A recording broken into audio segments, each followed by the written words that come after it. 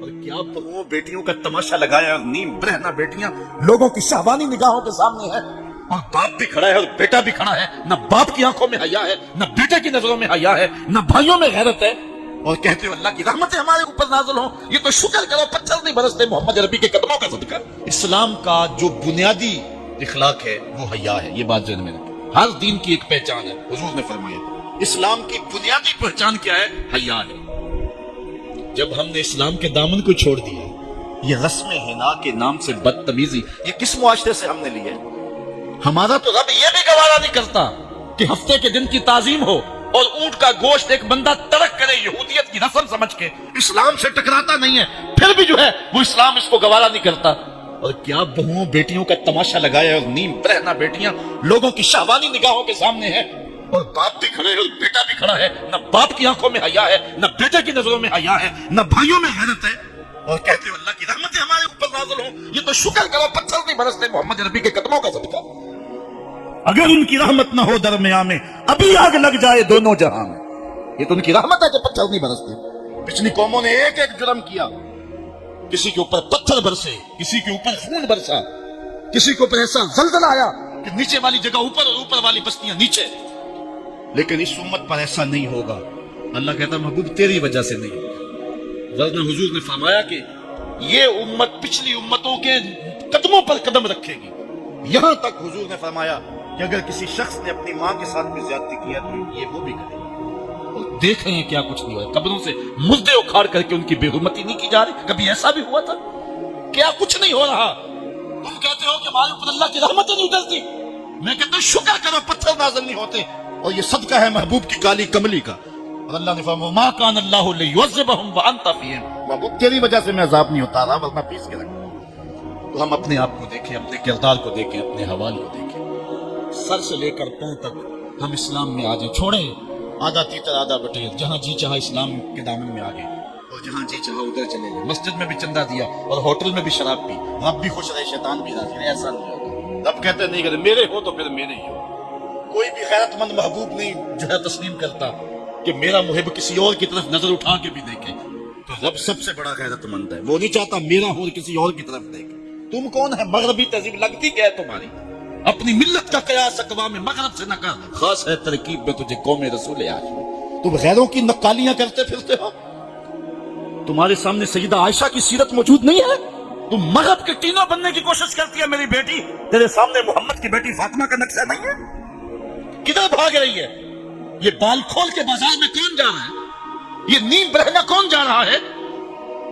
دیکھ محمد عربی تجھے کیا آواز دے رہے، ان کا لہجہ کیا، اس کو سن اور زندگی کو اس کی مطابقت میں گزار۔ اصل ہمارے دل زنگ آلود ہو گئے، اس دنیا کے اس ماحول نے ہمیں اس طرح کر دیا ہے کہ آج ہمیں سمجھ نہیں آ رہی کہ ہم کدھر جائیں۔ علماء فرماتے ہیں جب دل زنگ آلود ہو جائے تو پاک لوگوں کی صحبت اختیار، اور کثرت ذکر، حضور نے ارشاد فرمایا لکل شیء ثقالہ وثقالۃ القلوب ذکر اللہ، ہر شے کا زنگ اتارنے والی کوئی چیز ہے، دلوں کا زنگ لگ جائے تو اللہ کا ذکر کیا کرو، دلوں کا زنگ اتر جائے۔ اور ایک اور حدیث میں حضور نے دلوں کا اور من کا میل اتارنے کے دو نسخے بیان کیے، ایک کثرت کے ساتھ موت کو یاد کرنا، کثرت کے ساتھ موت کا تذکرہ، اور دوسرا کثرت کے ساتھ جو ہے وہ تلاوت کلام مجید۔ اصل 10-15 سالوں سے ہمارے ساتھ جو کچھ ہوا ہے، آج اگر کوئی تذکرہ موت کرے، کوئی آخرت کی یاد دلائے، کوئی عمل کی بات کرے، وہ کہتے ہیں یہ تو ویسے خوش کیسے کیا بات، قبر کا مذاق اڑا۔ اللہ اکبر، قبر کا خوف دے دے کے لوکی میں ڈرا دے۔ میں کہتا ہوں لوگ ہے کون ڈرانے والا؟ منکر نکیر کا پتہ آمنہ کے لال نے دیا، قوم کو بے عمل بنایا جا رہا ہے، اور ان کے سینے سے خوف خدا اور خشیت الہی جو ہے وہ گھس چکا ہے، اور یہ سب کچھ دین کے نام پہ کیا جا رہا ہے، اور چند مفاد پرست لوگوں نے ترہیب اور ترغیب جو کہ اسلام کا مزاج ہے، تبشیر اور تنذیر نبی کا منصب ہے، اس کا مذاق اڑا کے رکھ دیا، اور انہوں نے ایک متوازی دین دے دیا، جس کے نتیجے کے اندر قوم کی بے عملی جو ہے وہ پختہ تر ہو گئی، اور اس کو وہ دین کا رنگ دے رہے ہیں۔ اللہ کے محبوب علیہ الصلوۃ والسلام نے فرمایا کہ دلوں کو زنگ لگ جائے تو ذکر سے اتر، دلوں کو زنگ لگ جائے تو قرآن سے اتر، دلوں کو زنگ لگ جائے تو موت کی کثرت کے ساتھ یاد کرنے سے اتر۔ قرآن مجید کی تلاوت معمول زندگی، وہ کہتے ہیں کہ چہرے کا پردہ نہیں ہے، ہاتھوں کا پردہ نہیں ہے، پاؤں کا پردہ نہیں ہے، شاید وہ اس بات کو جو ہے وہ سمجھنے سے قاصر ہے کہ یہ محارم کے لیے عورت کے کا مخصوص اعضاء کا پردہ تو اس کے باپ سے بھی ہے، اس کے بھائی سے بھی ہے، اس کے محارم سے بھی ہے، حتیٰ کہ بیٹے سے بھی ہے۔ لیکن یہ جو اعضاء ہیں ان کا پردہ بھی عورت کے اوپر لازم ہے، چونکہ جو شر پیدا ہوتی ہے وہ چہرے سے اس کا آغاز ہوتا ہے۔ تو میں ایک بات کہا کرتا ہوں کہ یہ جتنے دلائل ہیں، ان دلائل کے جواب بھی علماء نے دیے ہیں، یہ ساری بحث کی جا سکتی ہے۔ میری مائیں بہنیں تصور کر لیں کہ سیدہ فاطمہ تو زہرا کا پردہ کیسا ہوگا، تو ان کے تصور میں حیا میں لپٹی ہوئی فاطمہ دکھائی دے گی۔ بلکہ سیدہ فاطمہ تو زہرا سے جب پوچھا گیا کہ عورت کا صحیح پردہ کیا ہے تو انہوں نے کہا کہ عورت کا صحیح پردہ یہ ہے کہ وہ کسی مرد کو نہ دیکھے اور کوئی مرد اس کو نہ دیکھے۔ حضرت عبداللہ ابن مکتوم رضی اللہ تعالی عنہ کے سامنے ازواج مطہرات نے پردہ نہیں کیا تو وہ آنکھوں سے نابینا تھے، تو حضور نے اس پر انہیں تنبیہ کی کہ تم نے پردہ کیوں نہیں کیا؟ تو انہوں نے کہا حضور وہ تو نابینا ہے۔ تو فرمایا کہ تم نابینا تو نہیں ہو۔ تو پردہ مرد سے بھی ہے، جہاں فتنے کا امکان بھی ہو، شریعت نے وہ راستہ ہی مسدود کر دیا ہے تاکہ کل کوئی فتنہ کھڑا نہ ہو جائے۔ تو میں سادی سی بات یہ کرتا ہوں کہ پردے کے حوالے سے دلائل کی دنیا بھی ایک بہت بڑی دنیا ہے، لیکن میری مائیں اور بہنیں یہ تصور کریں کہ سیدہ فاطمہ تو زہرا کا پردہ کیا ہوگا، تو یہ تصور کرنے سے ہی طبیعت میں حیا پیدا ہونا شروع ہو جائے گا اور سیدہ کا پردہ اور ان کی عصمت اور ان کی آبرو کا انداز سمجھ میں آ جائے گا۔ حضرت اسماء بنت امیس رضی اللہ تعالیٰ عنہ فرماتی ہیں کہ میں سیدہ فاطمہ زہرا کے پاس بیٹھا کرتی تھی اور انہیں سب سے زیادہ فکر اس بات کی تھی کہ زندگی میں تو عورت اپنے پردے کی حفاظت کر لیتی ہے، لیکن مرنے کے بعد جب پٹڑے پہ چارپائی پہ سے ڈالا جاتا ہے تو اس کا جسم جو ہے وہ جنبش کرتا ہے اور وہ مختار نہیں ہوتی ہے، تو اعضاء دکھائی بھی دیتے ہیں، اعضاء کی حیثیت بھی سمجھ میں آتی ہے، تو یہ بڑا مشکل لمحہ ہوگا جو مرنے کے بعد درپیش ہوتا ہے۔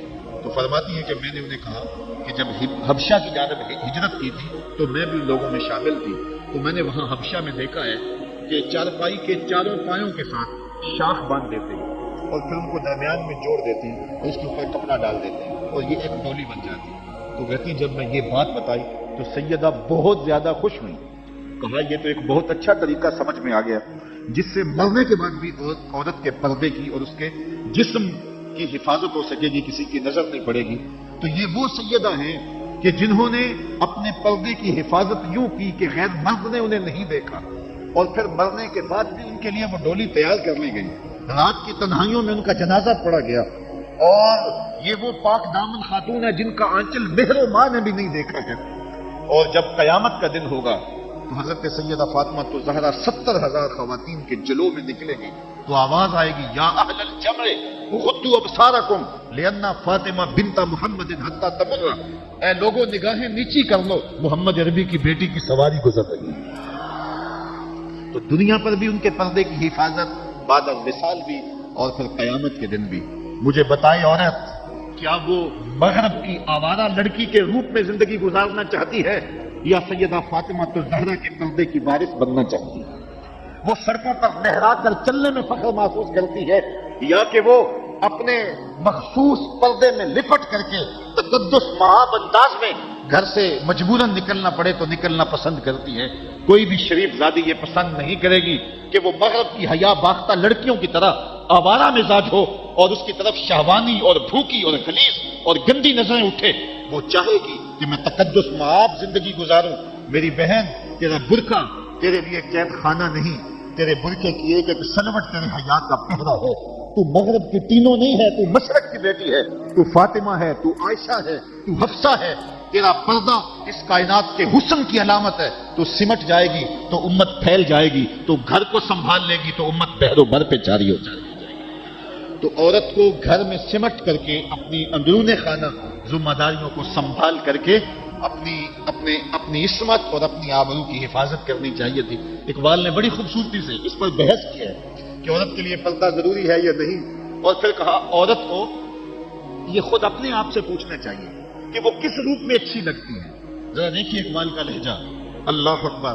اس راز کو عورت کی حقیقت ہی کرے فاش، مجبور ہے معذور ہے مردانے خرد مند، کیا چیز ہے آرائش و زیبائش میں زیادہ، آزادی نسواں یا زمرد کا گلو بن۔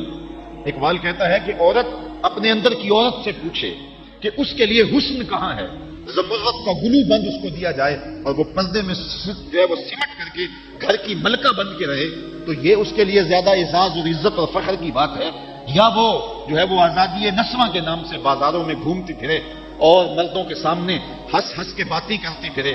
ایک عورت 4 گھر کے افراد کی خدمت کو اپنے لیے بوجھ سمجھتی ہے اور اسلام کو مطلوب کرتی ہے کہ اسلام نے مجھے جو ہے وہ پابند کر دیا ہے اور گھر کے اندر محدود کر دیا ہے، اور میں اتنے بچوں کی تربیت میرے کندھوں پہ ڈالتی ہے، اور میں شوہر کی خدمت بھی کروں، بچوں کی خدمت بھی کروں، تو اسلام نے تو میرے اوپر بڑی پابندی لگا دی ہے، مجھے آزادی ملنی چاہیے۔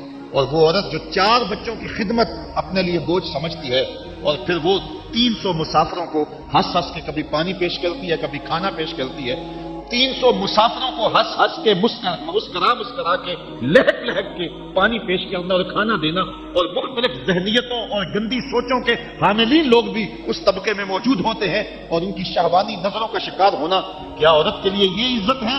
یا عورت کے لیے یہ عزت ہے کہ گھر کی 4 دیواری میں سمٹ جائے اور تقدس ماحول کے اندر اپنے بچوں کی تربیت کریں؟ عورت کو جتنی ذمہ داریاں دی گئی ہیں وہ صرف ان کو سنبھال لے اور ان کے سنبھالنے کا حق ادا کر دے تو وہ ایک اچھے معاشرے کی تشکیل کی ضمانت بن جاتی ہے۔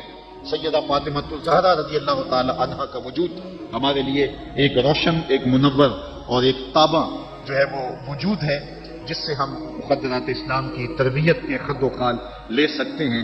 اقبال کہتا ہے تو نہ دانی کہ سوزے کراتے تو دیگر گو کر تقدیر عمر را، میری بہن اگر تو بہن ہو کے قرآن پڑھے تو عمر کی تقدیر بدلتی ہے، اور اگر تو ماں ہو کے قرآن پڑھے تو بیٹا نیزے کی نوک پہ قرآن سناتا ہے۔ کربلا کے تپتے ہوئے ریگزار میں پیاسا ہونے کے باوجود حضرت امام حسین جو باطل کے آگے ڈٹے ہوئے ہیں، جھک نہیں رہے ہیں، اور 78 لاشیں کندھوں پہ اٹھا کے خیموں تک پہنچا چکے ہیں، پھر بھی استقامت کا کوہ گراں بنے ہوئے ہیں۔ یہ حسین ابن علی کا کمال تو دکھائی دیتا ہی دیتا ہے، لیکن ذرا غور کی آنکھ سے دیکھو، پیچھے فاطمہ کے دودھ کا اثر دکھائی دیتا ہے۔ تو اگر مائیں پردے میں سمٹ جائیں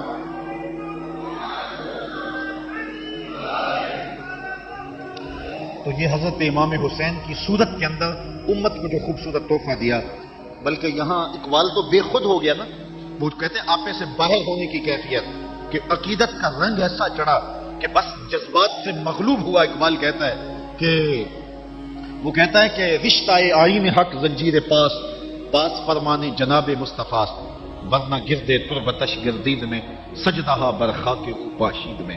اے فاطمہ، جو کام تو نے کیا، اگر شریعت کے حکم کی زنجیریں میرے پاؤں میں نہ ہوتی اور آپ کے باپ کا ہی حکم کہ اللہ کے علاوہ کسی اور کو سجدہ جائز نہیں، یہ مجھے ملحوظ نہ ہوتا، تو میں کعبے کی طرف رخ کر کے سجدہ کرنے کی بجائے تیری قبر کی مٹی کی طرف منہ کر کے سجدہ کرتا، اور میں کعبے کا طواف کرنے کی بجائے تیری قبر کا طواف کرتا ہوں، کیونکہ جو کام تو نے کیا ہے وہ کسی اور نے نہیں کیا۔ نبی کے گھر کی ہے عظمت، نبی سے سنتے ہیں، علی کے گھر کی ہے عزت، علی سے سنتے ہیں، وہ جس نے معزز کیا گھرانے کو، حسین پال کے جس نے دیا زمانے کو۔ تو یہ تھا حضرت سیدہ فاطمہ الزہرا رضی اللہ تعالی عنہا کا کردار۔ آج کی عورت سیدہ کے کردار کو اپنے لیے نمونہ حیات بنا کے اپنی زندگی کی راہیں متعین کر دے۔ اگر پندے سے درویش پذیری، 1000 امت بمیرت تو نہ میری، بطول باش و پنہا شوزی اثر کہ در آغوش شبیر بگیری۔ اگر فقیر کی ایک بات تو مان لے، 1000 امت مر جائے گی۔ اقبال کہتا امت مسلمہ تجھے زوال نہیں آ سکتا، اور وہ کیا ہے؟ بطول بن جا اور زمانے کی نگاہوں سے پوشیدہ ہو جا، پھر تیری گود میں بھی حسین کے جانشین جنم لیا کریں گے۔ تو جب عورتوں کا کردار بچوں کی تربیت تک محدود ہوتا ہے اور وہ اس کردار کو بحسن و خوبی نبھاتی ہیں تو پھر ایک اچھا معاشرہ تشکیل پاتا ہے۔ لیکن جب حیا باختگی زمانے کو جکڑ لیتی ہے تو پھر قومیں اپنا وجود کھو دیتی ہیں۔ ہمیں ان تمام اسباب پہ غور کرنا چاہیے جس نے اس امت کو عروج سے زوال کی طرف دھکیل دیا، تو ہمیں ایک سبب یہ دکھائی دے گا کہ مقدرات اسلام کا جو کردار تھا، جو ذمہ داریاں تھیں، وہ اس نے پھر ادا جب کرنا چھوڑ دی اور اپنے دائرۂ کار سے باہر آ گئی، تو پھر وہ ذمہ داریاں نہ نبھانے کے سبب امت روح بزوال ہوئی۔ گھروں میں بیٹھ کر کے ماں نے تربیت کی تھی۔ ہم نے دور اسلام کے اندر بڑے بڑے مشکل حالات دیکھے ہیں۔ مشکل حالات میں جب اسلام پہ سخت سے سخت وقت آئے، لیکن جب درگاہیں بند ہوں گی، جب خانقاہیں بند ہو گئی، جب مدارس دینیاں بند ہو گئے، جب اذانوں پہ پابندی لگ گئی، جب بہت کچھ ہوا تھا، لیکن ماں کی گود کی درسگاہ تو کبھی بند نہیں نہ ہوتی ہے۔ تو ماؤں نے اس وقت دین کو زندہ رکھا. آج بھی ہمیں اسی طبقہ نساء سے امید ہے کہ یہ دوبارہ امت کی نہضت کے لیے جو ہے وہ ایک با ہمت کردار ادا کریں گی. اللہ تعالیٰ خواتین اسلام کو حضرت سیدہ پاک کے اسوہ نور کی روشنی میں اپنی زندگی گزارنے کی توفیق عطا فرمائے.